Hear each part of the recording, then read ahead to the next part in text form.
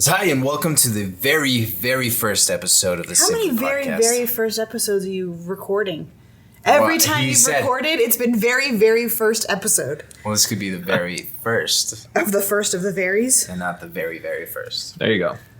Then the next one will just be first. And the primary? No, but it goes a little something along the lines of, hello and welcome to the Simply Podcast. I'm your host, Kiki Salcido. We're going to take a journey. Why do you have such big pauses in between your words? Because it's how they do it on the internet or on the radio. Business. Business, yeah. So you're starting a business. I am Why don't you tell me a starting a little bit about your business? It's a production company.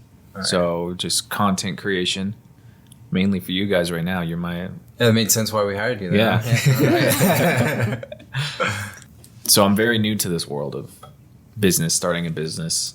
I don't really know much about it or how to run it.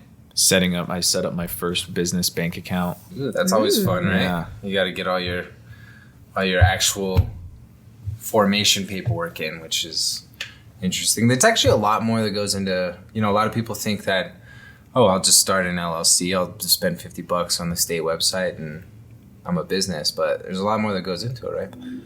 Yeah, and I probably haven't even touched on most of what goes into it. I'm just like kind of swimming, just out in the dark swimming, trying to figure it out. Like figuring out how to pay myself, figuring out that's what to the set hardest aside. Part, I think, as any business owner is how do you pay yourself? Because you get profit. Yeah. Right? And the company's going to profit. But where's the difference between the company profiting and you profiting? Right. So that's good. That's a question that you could answer because you have 5 companies. 5, yeah. We got 5 going right now. I think only one of them pays me though. Yeah. So how did you go into it knowing how to do it, the steps, or was it like he didn't know crap? Okay. No, I would say I really didn't. I tried a lot of businesses. Right. Mm-hmm. My first business, I was in 7th grade. And I sold candy. I did the same thing in 7th grade. Right, so you've already been in business, huh? Yeah. Right? I took all my Halloween candy and put like all the best stuff in baggies, and like based on the size of it, I'd price it, and then I sold it like a true drug dealer. You have to scale out and everything.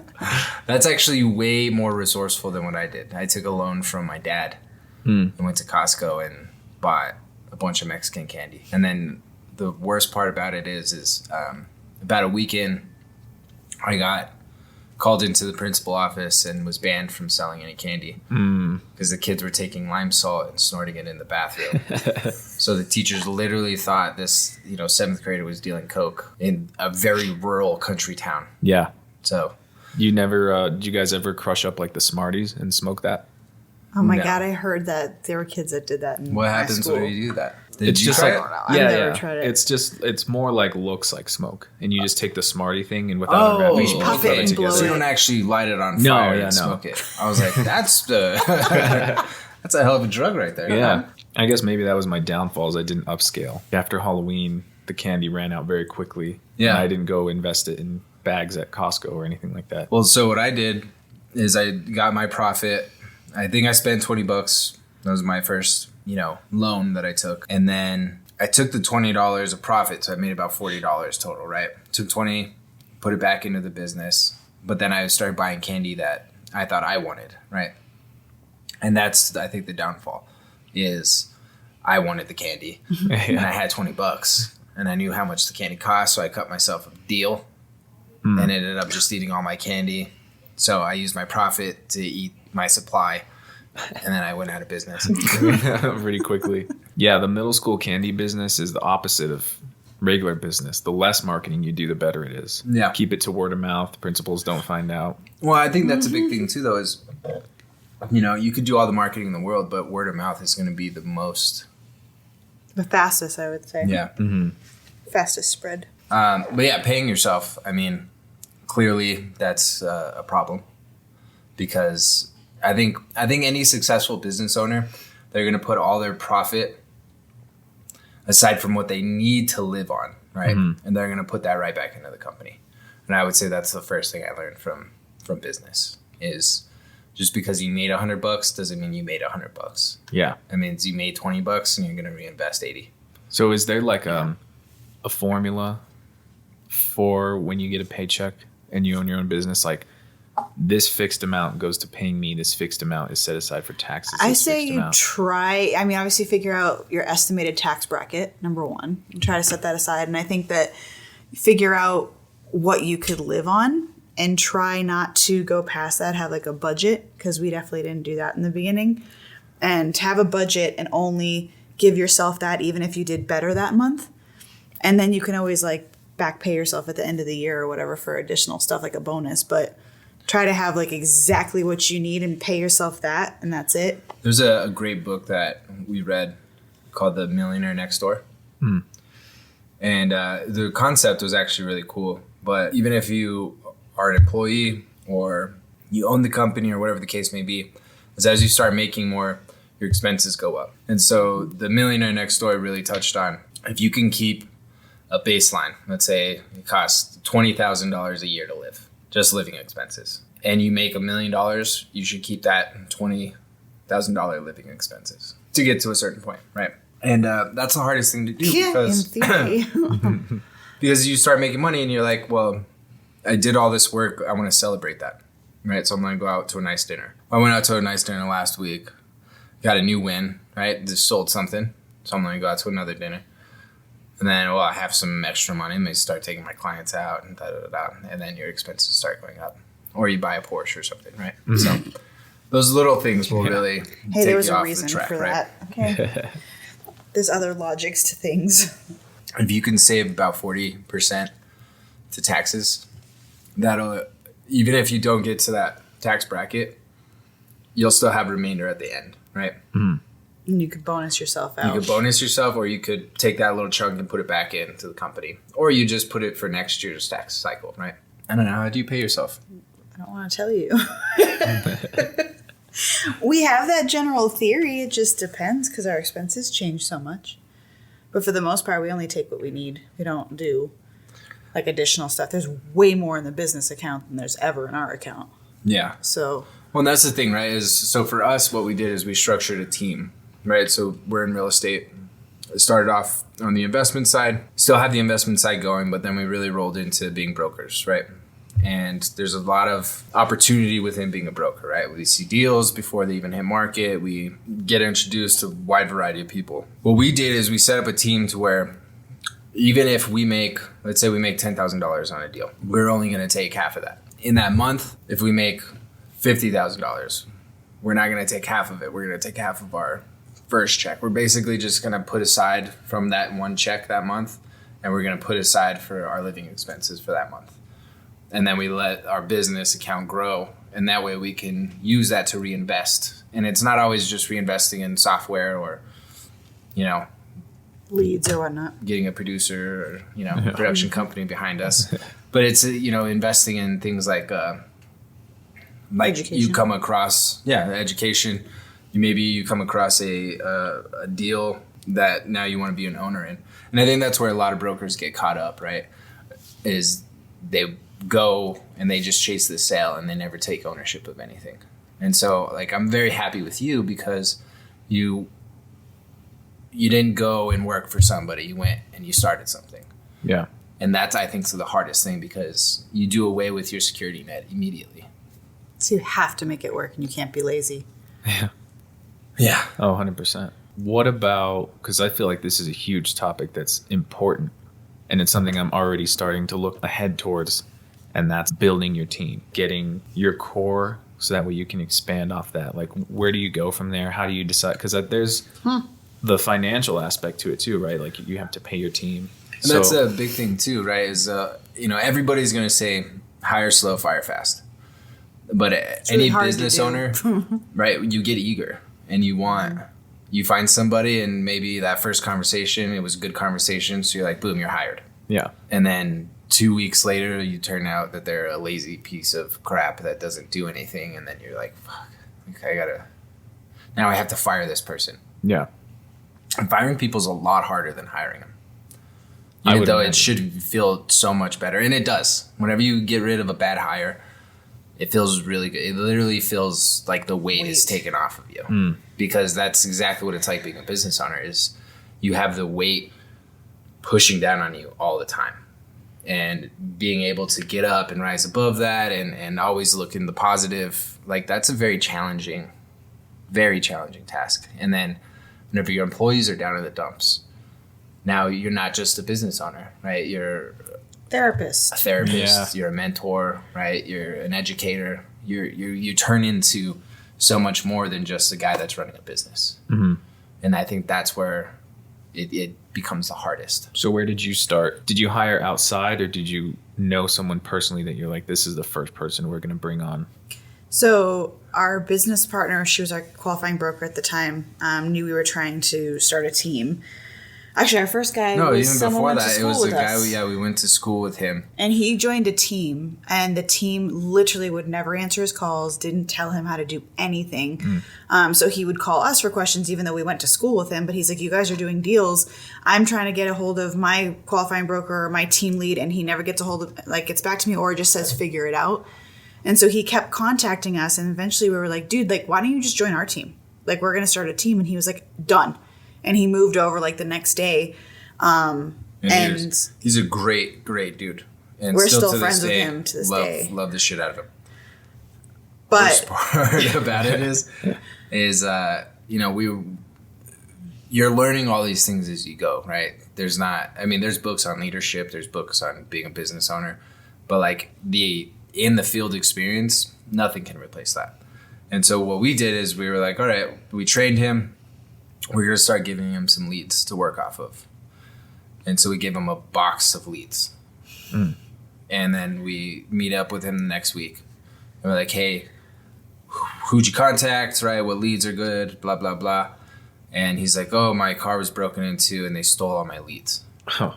And I'm like, why would someone want a cardboard box or a little box of index cards? But no, it was true. They took everything. I guess they thought something valuable was in there and they just got a bunch of numbers. Yeah. But that was kind of that was all the leads because we'd only even been in business for just over a year or about a year. And I'm like, that was all of our leads. And that was all the work we did. Because before, right, whenever we started in this industry, she was consulting on movie production. She was also doing web design for other companies. I had none of those skills. So I was cleaning up dog poop. Mm-hmm. I was, fixing people's shower heads. I was doing little jobs just to get by. And so we worked very hard. We spent every hour that we could doing open houses and meeting people and networking and all this stuff. And for a year, we built up, a box of, maybe 1,000 people that we had met. It was gone. And it was all gone in one day. That's why you don't have systems that are in an index box card catalog thing. Well, no, that's actually the point, right? From then we learned how to create our systems, because you can't really have a business without any systems behind it. Otherwise, you're just shooting shit at the wall and hoping something sticks, right? And the internet is a great place or the computers, technology, right? It's there for a reason, and we were trying to do everything handwritten. And once you lose that piece of paper, it's gone forever. Right? Yeah. So. That was a big learning lesson for us. But yeah, hiring people was tough, man. What do you think? How would you hire somebody? How we've tried to hire people? I think now, in the beginning, I feel like when you're starting your business, you don't realize what you have. So when you're going to hire people, you're kind of almost begging them to come on board, right? Mm-hmm. It's your mindset. It's I need a sound guy. I need an editor. I need this. And so you're pulling them onto your team. And even if there's little hints that they wouldn't work, you're still bringing them on because you need somebody. Yeah. And I think in the beginning, after the first guy he wound up going back into the restaurant business, he's awesome. He just didn't want to do it anymore. We kept grabbing at people. And our qualifying broker was like, well, try this person. He's struggling. Try this person. She's struggling. And we were like, oh, cool. Yes. Maybe they'll want to join our team because they're struggling. And we didn't think about the fact that we had a beast of a business already, and so we were just grabbing random people and just hoping they would come. We became a orphanage for brokers, right? And so now I think when we go to hire, if anything, I'm kind of very straightforward, and it's kind of like, hey, if you're not going to do this, and this, don't even bother. Yeah. And I'm kind of almost like pushing people away because I don't want someone that's going to be like, well, I kind of want this, and like, but then I want to do this, and and can you make a deal? The second they say, can we make it? Nope, bye. You're not going to work. And so I think now, because we don't need people and we've never actually recruited out, people have just come to us, our dynamics changed in the way in which we do it, because I would rather, the last guy we like hired, I didn't want anybody on the team. Literally said, nope, we're done. I don't want to do anything. And so when we talked to him and everything fit, it was kind of more like, oh, fine. And that's a better hire because you saw something, and so now you're adjusting what you said you would do. So I think that's a big thing. Yeah, I would say 100% set the expectations off from the beginning. And if they don't vibe with those expectations, then they're not a fit. Don't try to squeeze to make it work. That's but yeah, what I we would did. try to figure out all the reasons why it won't work rather than all the reasons why it should work. Right? And if you can't come up with solid reasons why it's not going to work, then there's a good chance that it actually will work. That almost seems to be the formula for any sort of relationship. Business, personal, familial, is don't chase, attract. Exactly. Yes. So don't, out of desperation, pull a bunch of people. Rather let the right people come to you. No, I totally agree with that. So you have a team. Now, how do you step into those leadership shoes? What does it mean to be that leader?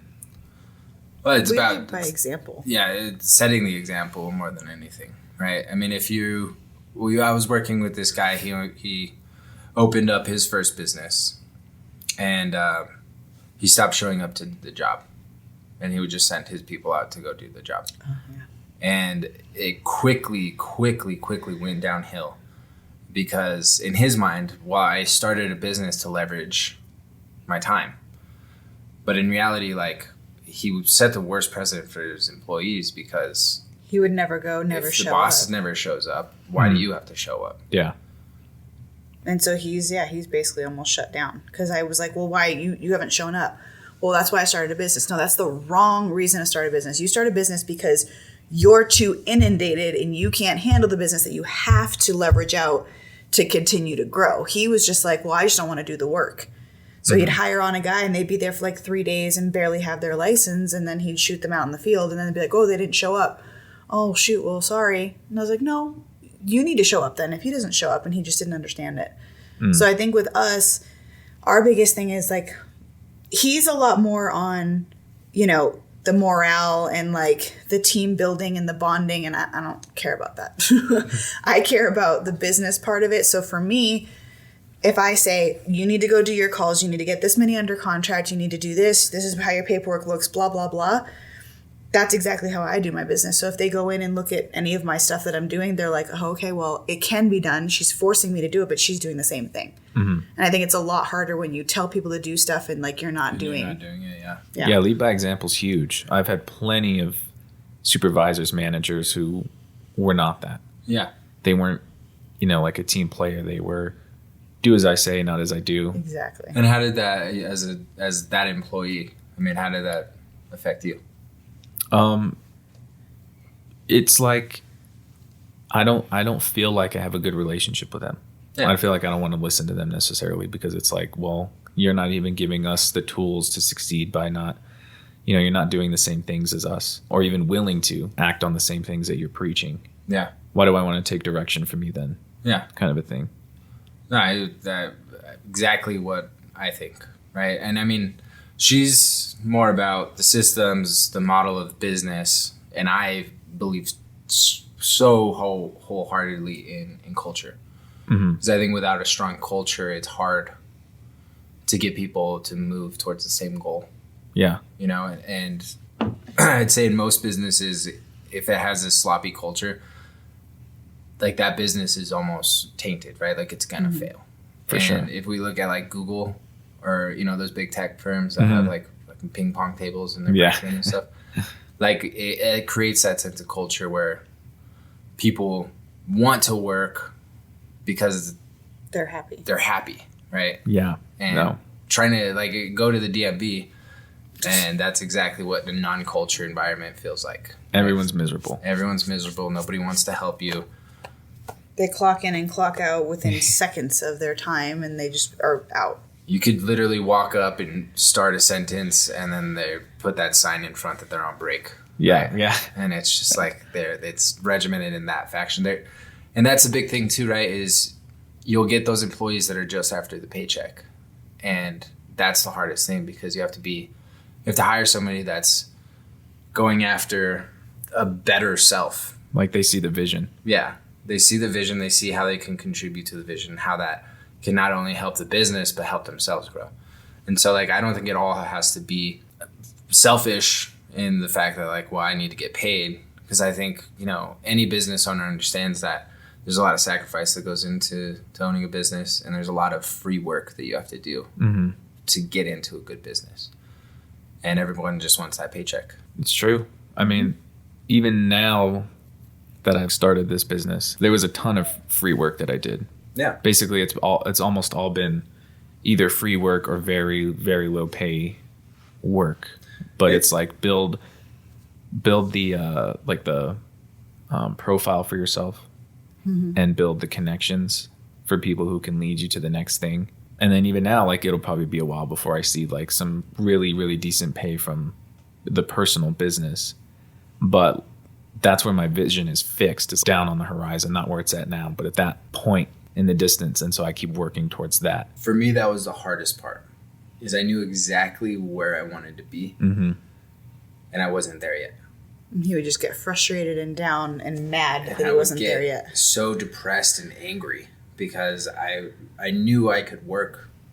I knew that I was putting in more hours than anybody else, but I wasn't driving the Ferrari, right? Yeah. I wasn't, right? And it's not all about that stuff, but like I didn't have what I wanted, right? I wasn't doing development. I wasn't doing what I set out to do.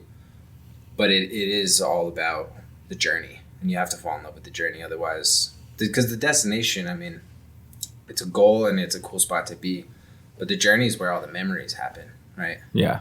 If you watch any old Rolling Stones documentary, they rarely touch on the fact that like they're in mansions. They touch on the fact that like, they were playing in dive bars and stuff like that. Like, that the journey is the best part of any trip. Well, that's where the most growth takes place. Exactly. So that way, when you get to the next point, you're ready for that checkpoint, and then you progress from there, start growing again for the next one. And I think that's the coolest part about taking that journey, taking that first step in the journey of business, is you really never know where it's going to take you, because as you start developing skills and developing your own path, so many more doors open up. And they don't just open up, but they swing open and they suck you in. And, that's where it gets dangerous, because you see a lot of people that overextend themselves too early. I think we've fallen victim of that at times. Well, I mean, even in production, when I was in Los Angeles, I saw a production company, I auditioned for it, and I could see things that drove me a little crazy as someone that's had businesses prior, had a nonprofit before. So like I knew kind of how things worked, and I saw how like disheveled the production was. And I told the director, producer, whatever the heck he was at the time, and I was like, if you want me to help, I can help with call sheets. I just wanted to be involved in it. And so for the first 6 months to a year, I don't think we made a dime. We made income, and it just went straight back into the company. But then, like a year later, we're making, about $60,000 a month, but the expenses were still like super, super minimum. And so if I didn't have the right mindset of, hey, look, I'm going to do all this for free, probably make nothing, but it gives me something to do. It's in the industry I love, something I want to do down the road. It kind of opened up a bunch of opportunities that I never would have thought. I went out for acting, and I wound up owning a production company. So it's a lot of sacrifice and not chasing the dollar, but being there because you enjoy what the business is. I think that's most important. Yeah, that's really it. Like if you're doing something that you actively enjoy, then you don't notice the financial side of it as much, because you're just, I love doing this anyway. Any amount that I can make doing this will, make me happy. To a certain point, obviously, you need to live. Yeah. Oh, yeah, totally. But ramen doesn't taste as bad whenever you're pursuing your dreams. Right. Exactly. I think I definitely experienced that like just being angry too at the lack of progression, because I was graduated and I had this degree and I was ready to go, but there was like nowhere to go. Like a film degree. I think as I got into the program, there was like some kind of article or ranking that came out that was like the top 10 most useless degrees. I think mine might have been like in the top 5, maybe number 1. That has to hurt. It was. And I was like, awesome. I fought tooth and nail to get into this program. Now that I'm in, they're saying it's useless. But to come out of it and not like feed into anything immediately was a little discouraging. Yeah. Because I went from doing really well at the school and like getting recognition for the projects that I was putting out and stuff. And then you get humbled really, really fast when it's over, and now there's like nothing. And you're like, what am I gonna do?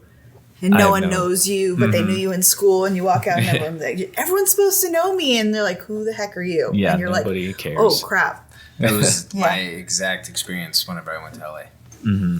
Is I was landing a lot of projects locally, and then I moved to LA. Some girl told me that it was my last gig here in Albuquerque, and she said, well, I like being the biggest fish in the smallest pond.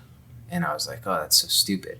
So I went to LA thinking like it was so easy to get into the industry, and I was getting gigs and everything, and I went through probably, I would say, a minimum of 150 auditions before I even got somebody to say, why don't you come in 2 weeks and reread the lines.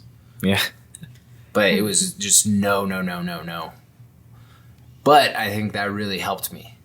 No, the humbling is important. Yeah. And that was something that was reoccurring for me even still in school, because I would make a project, go put it in a festival, win the festival on a Saturday, be partying afterwards and feeling on top of the world.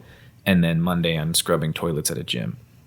Yeah. So that quick turnaround is like, okay, well, I'm not there yet. That was a little taste, but you're immediately humbled. And I think that's good. You should be just reminded like, hey, you're not the only one out here trying to do something big. Yeah. And but having that humbleness and understanding that everyone's trying to do something big, it allows, because I meet so many people that think they can do it on their own. And I don't know a single person that's been successful that did it on their own. Because it takes a team, right? I say this all the time. Lord. Right? The team stands for together, everyone achieves more. Wow. And I totally believe that, because doing it on your own, there's not enough hours in the day to do it all. Yeah, there's not. Yeah. You look at somebody like Tony Robbins, who has 54 companies. Yeah. You're like, how? And he's a freaking island. Yeah. He has the right partners. But he also has the right mindset. Like, Huge. There's nobody on the planet that has that profound of a mindset, right? Like, and that's why everyone listens to him, is because they just want to be a little bit more like Tony. Yeah. Yeah. Every day, if I could just be 1% more like Tony, I'm going to do fine in life. You're going to get the little like cold freezing pool of water that he has. Yeah. Hell no. The like 1 by 1, and he just like stands there, and every morning he just jumps in it and gets out. And that's how he starts his day. Dude, but that's like... Oh my God, that would piss me off for the rest of the day. I think that would like wake you up and like get your body refreshed. Like I would totally do that. There's a whole science to everything that man does. I mean, I've paid for his virtual seminar that he did last year. Oh yeah. It's like his big one, the UPW, Unleash the Power Within. Yeah. I did that last year, and there's some science behind all those things. And it's like, it makes sense why he does it, and 2, why it works. And then after that, it's just about forcing yourself to do it every single day, even though you hate it. Well, it's the consistency of it, right? Yeah. And the moment you stop doing something consistently, it goes to the wayside almost immediately. I was going to the gym every day for like 4 months. And then one day I just was like, oh, I'm busy. I can't go. I haven't been in 2 months. Right? So like consistency matters 100%. Oh, yeah. I'll take a morning bubble bath, but I'm not jumping into ice cold water. I know it works. Fixed mindset in that sense. Not jumping in ice cold water. I started slow because I love hot showers. Yeah. Love them. Like I'll put that thing to the max and just stand there and let it hit my back. So I started slow with it, and I would just go, okay, the last 10 seconds of the shower, I'm just going to put it all the way to cold and just stand there and take it. And then pretty soon, less and less and less to where I just started it cold, and I jump in and just go. And then it was like winter rolled around. I think I was a little sick. So I was like, a hot shower would feel nice, and I just never went back to cold shower. Right in it. Yeah. See, we were forced to do that just because our plumbing was off. The water heater. Oh, yeah. Oh my God, I was so pissed. It was like a month ago. And I was like, you know what? I was like, I need to take a shower. I need to take a shower. We were like showering other places and everything. And I was like, okay, it can't be that bad. It's not going to be ice cold. No, it was literally ice. And man. I'm pregnant. And so I was trying to like bend backwards just to have it hit my hair and not my back. And then I was swearing the whole time. I was screaming. That would just... It's crazy how it takes your breath away. It does. Mm-hmm. Right. But I think yours was voluntary. Mine was not voluntary, and I think that's what I had the issue with. It's more shock. I didn't have a choice. I had to take an ice cold shower. You were like, I'm going to try something and see if I can do it. No. Yeah. No, and I think that's what I was having the most hard time with. It's better for you. Cold. I hear. I don't know if there's science behind it being better. I heard it's better for you, but I was not in the mood for science that day. It's better for your skin, I think. Boosts your immune system. Yeah, that's what I heard, yeah. Good for hair. Yeah. Which I need all the help I can get now, man. Age is not my friend right now. Age gracefully. Shut up. I'm 6 years older than you. I still look better than you, though. So that's okay. That's the sad part is I'm only 29 and everybody's like, oh, you guys are the same age? And I'm like, so you think she's in her 20s? And they're like, no, she's like, what, 35? No, yeah, right. They think I'm like 30 or early 30s, and they think he's the same age as me. And I'm like, sucks to suck. So with you being a business owner, do you meet are a lot of your peers business owners as well? None of them. And how is that? Because it's a totally different mindset. Yeah, I think I'm learning. I mean, I already knew this, but I'm learning it faster than ever. The whole idea of surrounding yourself with like-minded people, or who you hang around is who you become. Yeah. Your network is your net worth. Exactly. Mm-hmm. So I'm finding out very quickly that none of them own businesses. And so it's like I can't turn to them necessarily to be like, how did you operate yours, or how are you going about it? So I'm finding it hard to relate to them, or for them to relate to me with what I'm currently growing with or progressing with, because they're not in that same arena, I guess. Yeah. So it does make it a challenge, because I don't feel like I can necessarily talk to them about that stuff, because they're not going to know any more than I do. That is, I would say, why that is one of the pain points of getting into entrepreneurship, right? I mean, because it is hard work, and there's a lot of sacrifices, and there's a lot of sacrifice that people don't understand, right? Because what's one night out? Right. Well, that's everything, right? Mm-hmm. My time is money. And people say that so nonchalantly, right? Time is money. Like there's two ways to look about it, right? Is you can't get more time. But what I found with the more successful we've become is you can buy time. Mm-hmm. And you buy time by leveraging out that time, right? Rather than me spending an hour going through all my emails, I can have my assistant go through all my emails and answer people accordingly, right? Yeah. So now I just bought for $20, right? I bought an hour of my time back. Exactly. And in that hour, I could make quadruple that, right? So like, you really have to understand like how to navigate your own time. And time with every person that I talk to is one of the hardest things for them to actually get a grasp on, especially being an entrepreneur. Because you're being pulled in so many ways. You're working on your business, you're working in your business, and sometimes they'll just kind of crowd over each other, and then you'll go a whole day and won't look up from your computer or whatever you're doing, and you'll be like, what the fuck did I do today? Mm-hmm. Right? Mm-hmm. And so like for us, our mentor, which I highly recommend getting a mentor, talks about time blocking. And for me, time blocking is a skill. Mm-hmm. It's an art form, and you need to have mastery in it in order to do it effectively. Our first mentor that we had, he had time blocking where he would spend, You know, he literally had it broken down into 30-second increments, right? Wow.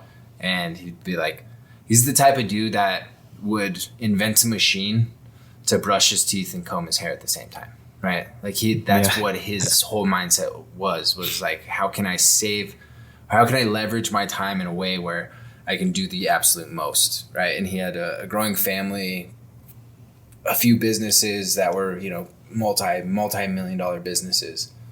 And he still had time for everything and time to meet with people like myself and Kristina that were just trying to figure it out. So time blocking, again, it's hardcore, man. And being strict with it too, you know? I was reading this book called Millionaire Success Habits by Dean Graziosi. Mm-hmm. And that's one of the things that he talked about too in his book was like the first time that he hired somebody to mow his lawn, and his dad was like, you know, what are you doing? You can do that yourself. And he's like, I can, but I can pay this person Who does that sound like?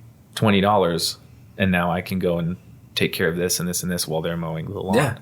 No, and that was me 100,000%. Mm-hmm. Is I was digging trenches for 3 days instead of hiring a guy to come and rent a tractor and do it in 2 hours. Yeah. Right. And yeah. That's how you were raised. You were raised that way, though. I was raised that way. And my dad is still the type of guy that was like, oh, son, if you need help putting up that barn, you know, we'll do it in a few weekends. And so I hired a guy, and he did it in a day. Yeah. And I was like, holy shit, that just saved me so much time. Right. So I think like once you do it, you realize the importance of it. Well, I never understood it because my dad would do that all the time. He'd be like, oh, this is broken. And I was like, well, do you know how to fix it? He'd be like, yeah. I'm like, then why don't you go fix it? He's like, I don't have time. And I would, like, it just didn't make sense to me. I'm like, but you could save all this money. He's like, cool, but I can pay someone $20 an hour and go make $400 an hour. What would you like me to do? And I was like, oh, okay, Yeah. that makes sense. But on that, though, I think it's important to go make the $400. Yeah. Like, just because somebody's doing your work doesn't mean that's free time for you. Oh, right. Yeah. Right? Like, Do something it's about else. the leveraging of it and doing more with that hour. But so many people are like, cool. Go watch TV. Yep. Yeah. Go watch TV. Go, you know, do whatever people do. Kick rocks. I don't know. I haven't had like, a lot of free time in a long time. I think that'll be the hardest part for me, and it has always been actually, is delegating, because I'm just naturally used to, with video work, doing everything, writing the script myself, directing or co-directing, editing, doing all, like everything. And so like to give that responsibility to someone else feels a little difficult, because I'm like, you know, like if you want something right, do it yourself kind of mindset. Because otherwise it takes twice as long to fix someone else's mistake. Yeah, Exactly. that was me. Yeah. We had, when we first started, like our second year, at one point we were doing the flip. So he was working on the flip with the contractors and everything, and we had 16 under contract. And I remember everyone's like, oh, you need to leverage out. And I was like, no, I don't trust anybody. So we would hire people and they would screw up and it would take me twice or 3 times as long to fix it. And I remember we had 16 and I freaked out. And I was like, oh my God, I can't do all of this. And he was gone. So like I was down literally just to me. And I had a breakdown. I didn't work for 2 months. It was literally the biggest trip, because since I've met Kristina, she's always been a workaholic, right? Mm-hmm. And she's not working, she's sleeping, and that's just the way it is, right? And then I would come home and she would just be watching TV, and I'd be like, you know, we have a lot going on. Like, are you gonna get back to work? And she's like, no. And like I was just like stared at the wall. panicking, because I was like, well, if you're not doing it, like somebody has to do it, right? And luckily we pulled through on that. But no, it's a trip, and you have to. Again, it falls back to the hiring right? Mm-hmm. And again, that's hard because you want to grow quick, because you're trying to reach that destination. And that's why you got to fall in love with the journey, because it is a journey, and you're gonna get the worst hires, and it's gonna cost you a lot of time and a lot of money, but you learn from all those mistakes. Yeah.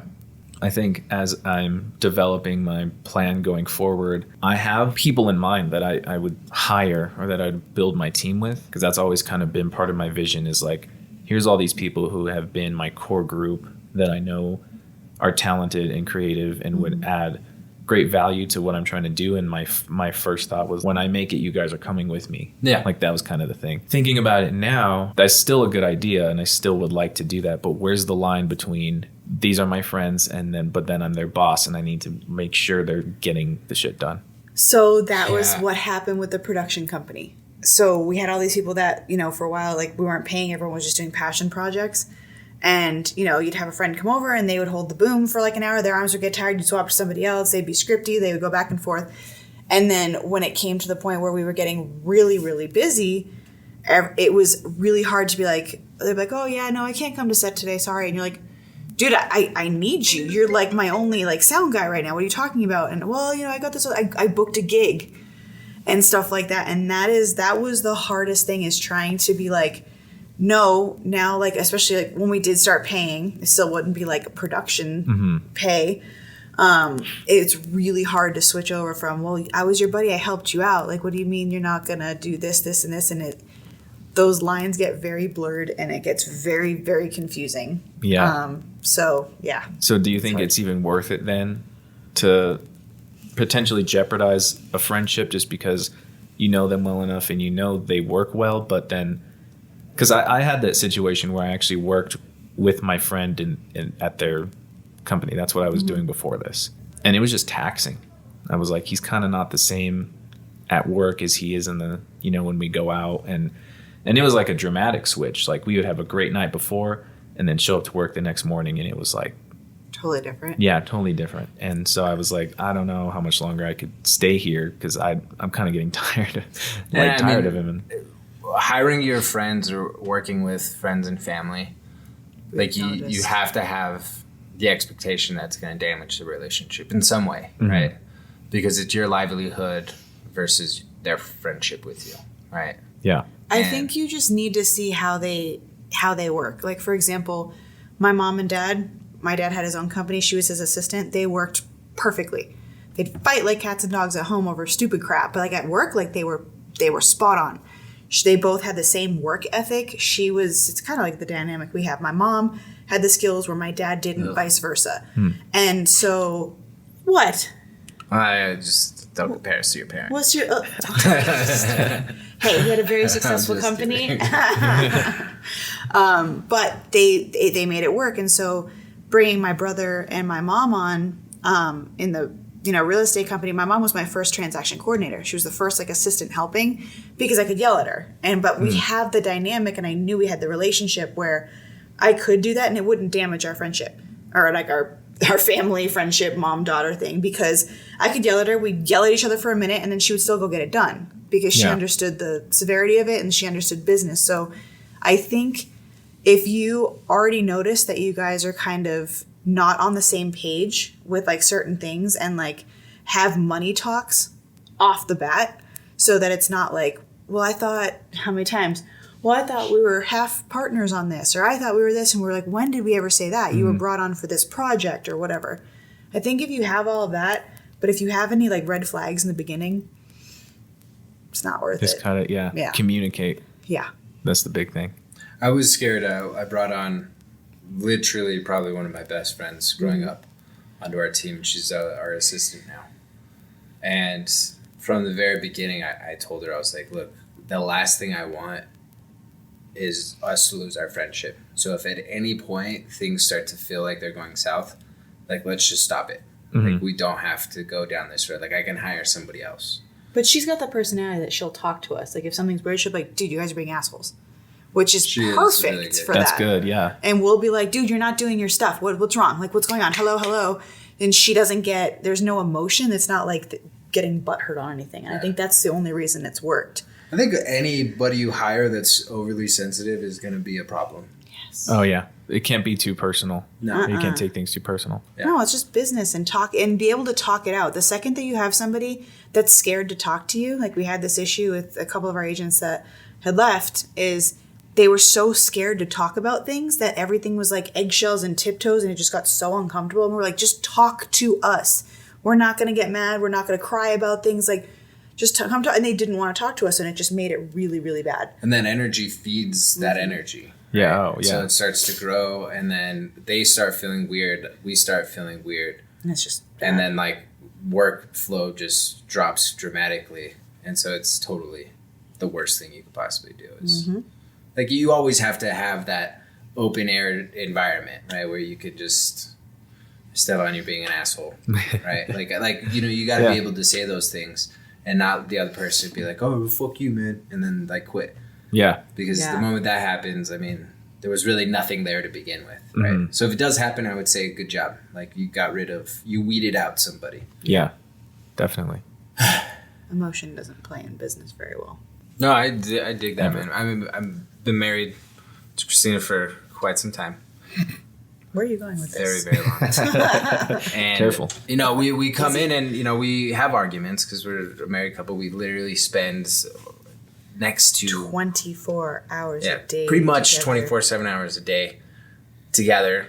And so, like, of course, we're going to bicker and have arguments and stuff. It's surprising we don't have more. I know. But we come into the office and, you know, it's hard to really find that fine line of, like, okay, this isn't work talk, right? And like you can't bring those emotions in. I mean, shit, man. Ethan was in here yesterday. we were like going back and forth because she fucked up on something as usual. And okay, my memory isn't very good with the baby, but what? No, no, I didn't screw up on anything. What was the fight about? I don't even remember. Well, that's a big thing too, though, is you never really remember what it's about, so just let it go. Well, he just bitches about everything, so it's just like I just have to kind of let things go. Guy. You're very sensitive. Yeah. No, it's something. But then Ethan was like, he's like, Mom, Dad, stop fighting. The poor thing, he just kind of was going back and forth, and he's looking down, and he's uncomfortable. But it wasn't like a real fight; like we were just doing this. But so he wasn't truly uncomfortable. He was like laughing about it. But that's what happens a lot of time on our team. If we're having like a team meeting, he'll say something, and I'm like, "That's wrong," and he'll be like, and then we'll go back and forth, and the whole team's just sitting there waiting. But like it's never to the point where like people are uncomfortable, which we lucked out. I'm sure there's times where they get uncomfortable. I don't know, but we don't like go. We don't actually like. We just bicker. It's not actual fights. I never hear what type of noise comes out whenever the door's closed. So there's probably times where they feel uncomfortable. They did hear me yell at one of our agents on the phone. Yeah. I was very emotional, newly pregnant, and one of our agents like really ticked me off. More so emotionally, we had him for like a few years, and he just was going down a very bad path, drinking, drugs, partying, and it was to the point where I gave him like an ultimatum. I was like, you have 1 week to get your stuff together. And he just screwed up, and I closed the door. And I like went in here and I was so emotional that I was like crying, screaming at the kid. And then I came back out and everyone's like looking at me. I was like, did you guys hear that? They're like, yeah, a little bit. I was like, I'm sorry. So yeah, usually things happen. And that's the hard part too, man. Like whenever you start getting employees, like, yeah, it's business, 100%. But they do become like your family. They're your work family. I mean, that's where I think the terminology you comes invest from, time, emotion, and everything into them. And then, like, if you think about, you know, even if you work the 9 to 5, and let's say you get up at 7, that's 2 hours in the morning, an hour and a half for travel time, right? And then you get home at 5 or 6, and then you go to bed at 9. So you got, like, what? 3 hours to yourself, maybe? You have, I'm not good at math, clearly. That is generally very simple math right there, my Let's friend. just say it's 7.5 hours. I don't know. From when? Wait. I know. Hold on a second. Just get to your point. Keep the math out of it. Well, you're with with your work family for like 9 hours a day, and then you go home and you're with like your actual family for like 5 hours a day, right? Yeah. And again, don't think about it. Don't think about it. Just keep going. So like you spend the majority of your time with these people. So they do. You talk about your personal lives. You talk about business. You talk about dreams, hopes, all that stuff, and then things go sour, and somebody quits or you fire them, and it's sad. It is sad. Yeah. And you know, like we lost a person that was a great hire, and that was a very, very sad thing. And it was hard to be like an owner and be like, I wish you the best. Yeah. Because in reality, like I truly wish them the best. But like deep down, my heart was saying like, are you fucking kidding me? all I this gave you my time we life. spent, all this, everything we did for you, and you're just walking away, and then, but you can't. You just have to like. You grit your teeth and you say, okay, well, it's for the best, and it was for the best, right? Mm-hmm. Yeah. But everyone wants to be an owner, but nobody wants to do the work and go through the pain. Yes. Of being an owner. They just want the pleasures, right? Yeah. Or to say that they're an owner and they really don't own jack, which is what I've noticed a lot. Tina has a very hard time with that. I have a very hard time. Even in Hollywood, I'd be like meeting people like on set or something like, I have a production company. And I was like, oh, cool. What? It's called Pink Hearts or something like that. I'm like, oh, what'd you do? Well, I haven't done anything yet, but I'm going to write something. You don't have a damn production company, girl. Shut up. Oh, that happened to me all for real, the time. that is what Los Angeles is about. And that's what he thought I was doing. Yeah, it's the first time I met her. She was like, I own a production company. But I didn't talk anymore about it. And I was like, just, ooh. You're like, sure. Who doesn't? Yeah. I owned a production company whenever I was in Los Angeles. Like, that's only get what game you play. And then she's like, yeah, we just moved into a 14,000 square foot studio. And again, not good at math, but I was like, that seems like a bigger than a house. Yeah. And then I lied to her and said that I could remodel the place if she needed it. And she was like, oh, funny enough, we are looking to remodel it. And so I spent like 2-3 weeks on YouTube just trying to figure it out. and I wound up building it with him. So, needless to say, it turned out very poorly.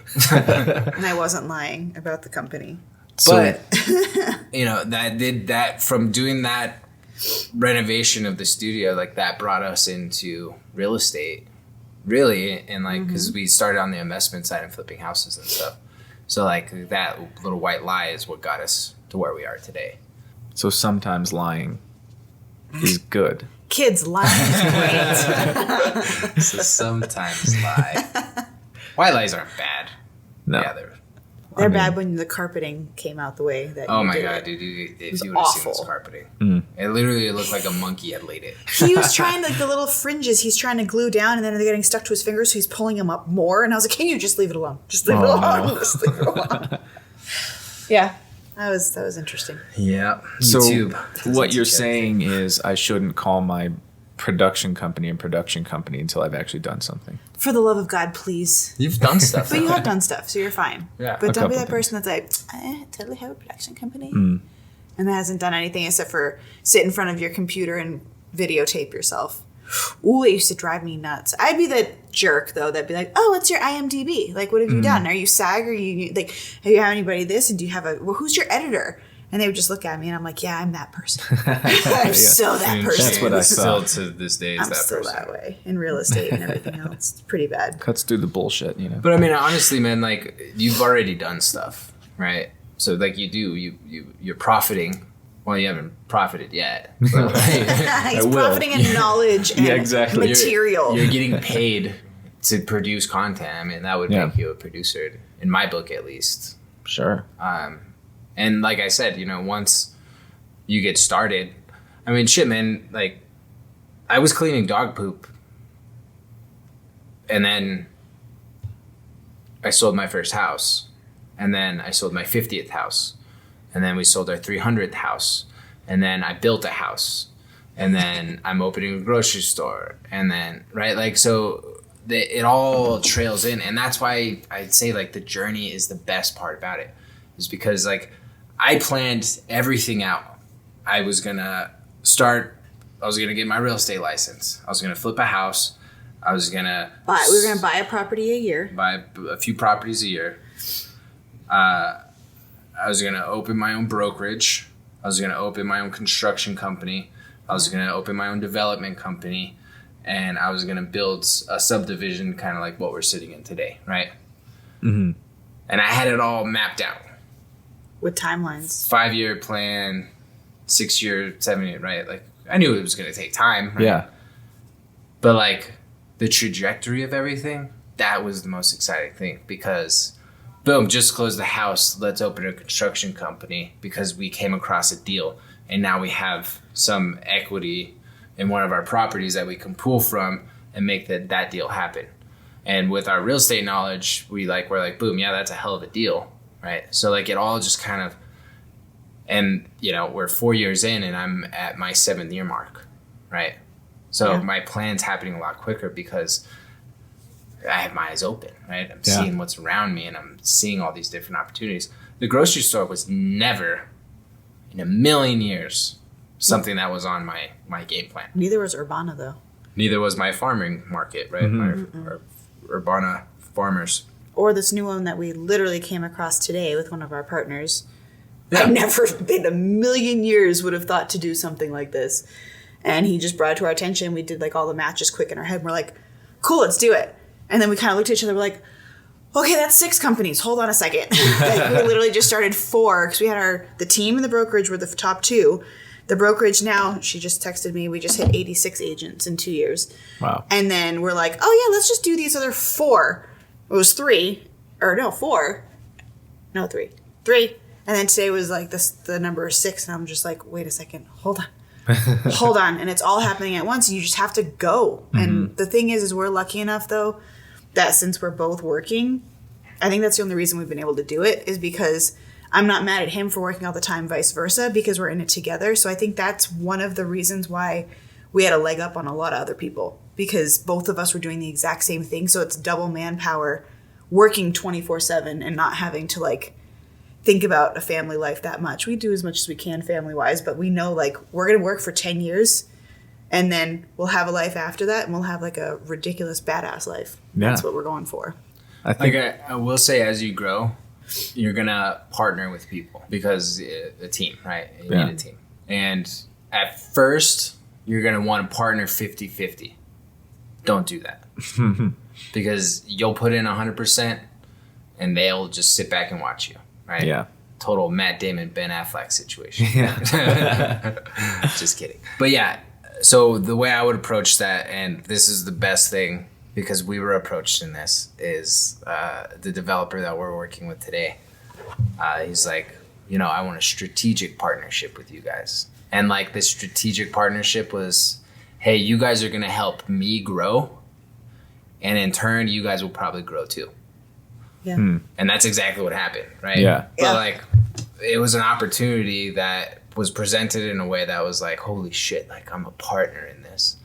But like the strategic part really matters. Because partner, if we partner, that means everything I do, you get half of, or you get a percentage of, right? And there's so many different types of partners. Like if somebody's like, Estevan, I'm going to invest $500,000 into your company. Well, that's an equity partner, right? And so now you got to figure out how that pay schedule is going to work. Yeah. Because if you're bringing the talent, but they're bringing the money, right? Is that a 50-50? Or is it a 60-40 or whatever the case may be, right? And so like that's where it's hard to really find out. But if you have an editor that's just like, dude, I'm trying to get my editing reel together, and you're like, well, I shoot really good shots, so I'm gonna shoot some shots for you. You do the editing. We'll have a strategic partnership where I'll shoot some stuff for you. You edit stuff for me, and then we can do projects together. Like that would probably be the best route to take off the bat. And then you could actually fill out their workflow and if they're worth it at all. Yeah. And if they're not, you could say, look, this partnership's not working. You don't have dissolving paperwork and all that crap that you have to deal with. Yeah. That makes a lot of sense to actually do that kind of with David. That's exactly what I was thinking. Yes. Because, and that's actually what I told him on the first 2 videos we did. I was like, hey, do you have any music by chance that you would want promoted? I'm doing these videos for Kiki. We can, put that song in there and then credit you in the YouTube channel, gets your name out there, promotes your music and everything. He's like, that would be great. And so for free, we got those songs that are in the videos now. And all we had to do was link his channel in the description. So now if anyone's like, I like that song. That's why his channel always pops up. Yeah. Yeah, well, okay. I also I'm wondering that too. I put it as I can't think of what Kinda they call like it on the actual page. Yeah, collaborator. And so I put it there too, so that way it's like right there on the page for his music, because I figured, dude, I love his music. It's great. His music's awesome. Well, and his audio work is good too, which is why I was like, I want it. If I were to bring somebody on first, it would be him to handle sound, because I hate sound. Yeah. I hate dealing with it. It sucks because the most important thing and the hardest thing to nail. And it's so easy to do it horribly. It is. Which I'm finding very quickly with this awful mic that I've been using. But he has the same mic and he made it sound golden. So I don't know if mine's faulty or maybe I just suck with editing sound. I think it's both. A little bit of both. Mixture of both. Yeah. Well, shit, I mean, like, we have the exact same camera that you do. Mm-hmm. And, you know, we came from a film type background. And you do shit with your camera that I couldn't have no idea how to do. So, like, yeah, like some people are super proficient in certain traits.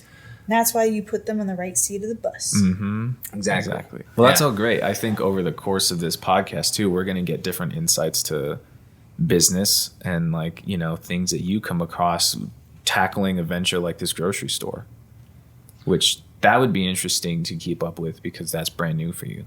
And the grocery store, terrifying. It is absolutely, because it's an industry everybody uses, right? Mm-hmm. Unless you're a homesteader. But everybody goes to the grocery store. Everybody sees the prices in the grocery store. They have their favorite grocery store. But you don't, or maybe you do. I've never thought past grabbing something off the shelf and putting it in my cart and taking it to the register. Yeah.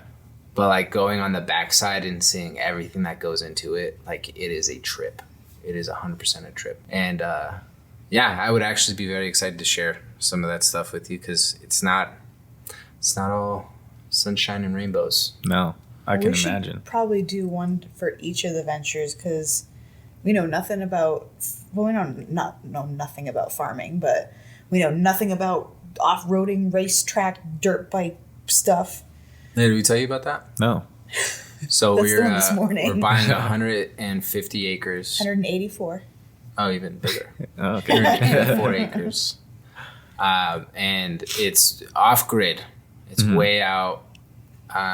Not like super far away from town, but like you need like a good Jeep 4x4 or something to get out there. And we're turning this into like a racetrack, like an adventure park for off-road vehicles. Oh, that's fun. And it's gonna be like an Airbnb type setting too, where it's gonna like have like either RV parking, and then people can stay like the weekend or the week. So if like they have races, you could do like week-long races and stuff like that. So that'll be exciting. I mean, our business partner on that, and that's something that he does, right? That's his hobby, big time. That's a big thing too, though. Is like every venture we've taken with the help of somebody that knows that industry. Yeah. Except for the grocery store. Which, in my research, I found out that grocery stores are one of the least profitable businesses you can get into. So it's kind of like going and getting a film degree. It's the exact same. Which why I was so excited when he told me that. And I was like, that's exactly what I want to hear on something I know nothing about. Yeah. That sounds logical. Let's do it. Jesus. Then when we found out what the actual money went into it, he and I almost threw up. Oh. When we did the math, I was like, I'm sorry. I thought it was going to be like 1/7 of that. I've been talking to a ton of architects, right? And finding people that do grocery stores. This is the smallest grocery store any of them I've ever seen. It's like 5,000 square feet? It's 4,250, so just under 5,000, right? Keep in mind, like, Costco is like 100,000 square feet. Oh, right. Okay. So, like, this is a tiny little grocery store. Your it's average? smaller than most, like, 7-Elevens. Well, because isn't like Whole Foods 20,000, right? Because when we talked about the Whole Foods, like 20 to they're like 40,000, 20 to 40,000 minimum, and so we're like a fifth of that. So we're tiny, and it's gonna cost, running some rough numbers, but like close to like $750,000. Wow. Yeah. Just to get it up and running. Ugh. And the maintenance on that? Don't know yet. We'll find out. Stay tuned. Well, so like I think I budgeted for like 75,000 for stocking, like maybe 200,000 for equipment, 100,000 for my first employee. There's probably going to be more than one. Mm-hmm. I'm probably going to be working for free. You will be working for free. I 100% will be working for free.